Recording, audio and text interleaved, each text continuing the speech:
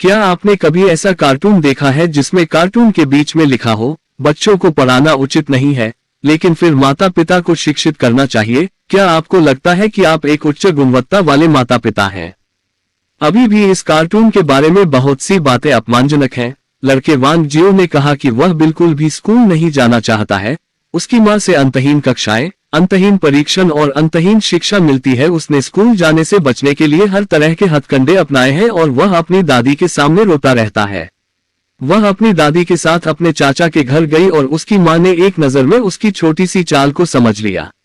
मिन ने स्कूल की शुरुआत के बारे में सोचकर असहज महसूस किया क्योंकि उसकी मां ने जियो मिन को धमकी दी थी और उसे घर ले गई थी इंजेक्शन।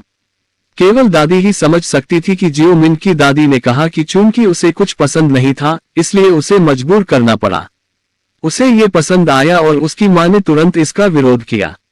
वह आशीर्वाद में रहना चाहती थी, लेकिन वह नहीं जानती थी वह धन्य थी। जब वह छोटी थी तो उसके भी आपके जैसे हालात थे। वह नहीं जानती थी कि वह क्या बनेगी। मां ने देखा कि जियो मिन स्कूल नहीं जाना चाहती थी और उसने जियो मिन को शिक्षित करने के लिए अपने करियर को महत्व दिया। जब मिन बड़ी हो जाएगी तो क्या आप अपनी मां की तरह किसी शॉपिंग मॉल में चीजें बेचना चाहेंगी? आपको चीजों के लिए स्कूल जाने की जरूरत नहीं है। आप यह सोचकर कि जियो मिन को किस तरह के करियर में दिलचस्पी नहीं है, उसके बगल वाले पिता मदद करना शुरू कर देते हैं। यह मेरे पिता का विश्वविद्यालय डिप्लोमा है। उनके पास जो भी डिप्लोमा है मैं उन्हें दे दूंगा। एक रात जियो मिन अपने पिता के घर गया और गेम खेलना शुरू कर दिया। मैं पहले से ही थका हुआ था और रुकना नहीं चाहता था। मिन ने मुझे बिस्तर पर जाने के लिए अपने कमरे में वापस जाने का आग्रह किया। जियो मिन की सप्ताहांत ट्यूशन कक्षा की योजना बना रही है।